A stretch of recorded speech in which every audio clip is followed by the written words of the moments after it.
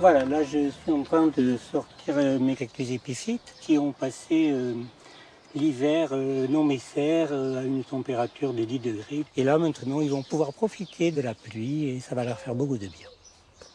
Les cactus épiphytes sont des cactus qui poussent sur d'autres plantes, le plus souvent dans des forêts tropicales, sur des branches d'arbres.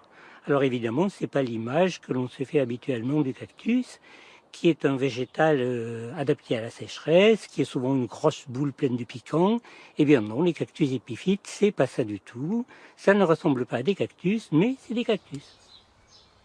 Je ne cultive pas des cactus épiphytes en épiphyte parce qu'il me faudrait pulvériser tous les jours, toutes les 10 minutes. Il me faudrait recréer dans mon jardin de la région parisienne un climat tropical, ce qui me paraît tout à fait difficile.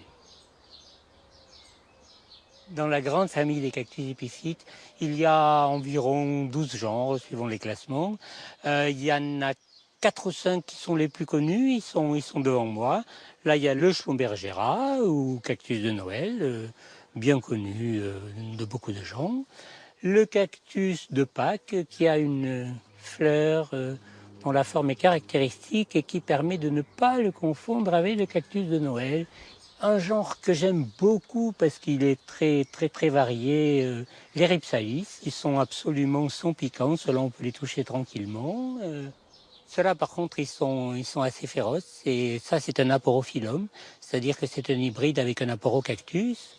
Et puis il y a quand même, il faut pas les oublier, il y a les épiphyllums qui produisent des fleurs absolument splendides et dont le diamètre peut aller jusqu'à, disons, 25 cm.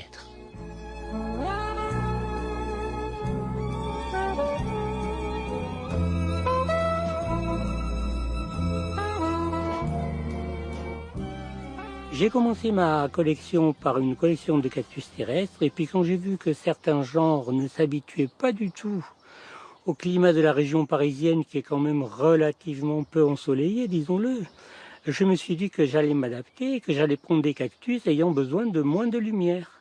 En fait, j'ai commencé par dire je vais cultiver quelques épiphyllums comme ça parce qu'ils s'adaptent mieux. Et puis j'ai été pris par le virus du cactus épiphyte et là j'ai une collection qui, je dirais, commence parfois à me dépasser.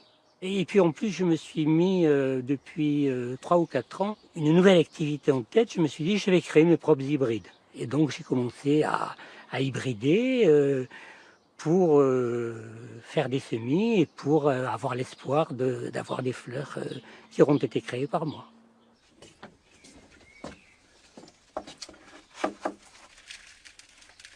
Les cactus épiphytes, c'est pas très compliqué à entretenir, mais il faut quand même les rempoter de temps en temps. D'ailleurs, j'en ai tellement que parfois je ne le fais pas assez souvent. Il faut un terreau qui est un pH acide, qui soit léger, ni trop ni trop peu. C'est un équilibre à trouver en fonction du climat, en fonction de la collection. Et là, je rempote avec un compost sec. Et là, il ne faut pas arroser pendant environ une semaine après le rempotage sous peine de pourriture, d'infection des racines. Donc celui-là, il va rester sec pendant une semaine et puis après, il sera arrosé tout à fait normalement.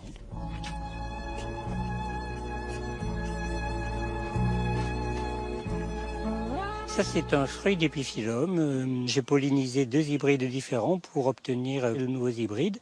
Il n'est pas encore mûr, donc dès qu'il va être mûr, je vais le cueillir et le semer. Tous les cactus épiphytes, comme tous les cactus, sont des plantes à fleurs dont font des fruits. Par exemple, le Rhipsalis ici.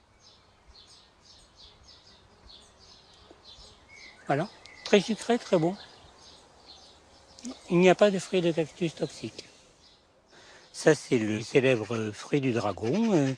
C'est le fruit d'un cactus épiphyte qui s'appelle Hylocereus undatus. Le voici. Alors le mien, évidemment, n'a jamais fait de fruits dans ma collection. Je le regrette. Il n'y a pas assez de soleil dans la région parisienne.